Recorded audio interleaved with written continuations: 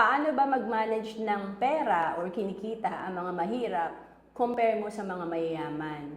Dito makikita natin kung paano yung flow ng income ng isang mahirap or average person.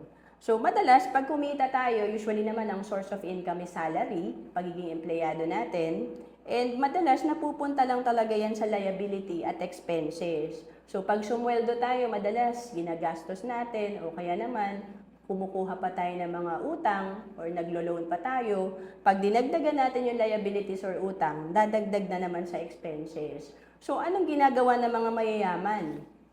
Ang mga mayayaman, pag kumita sila, hindi lang isa ang source of income nila.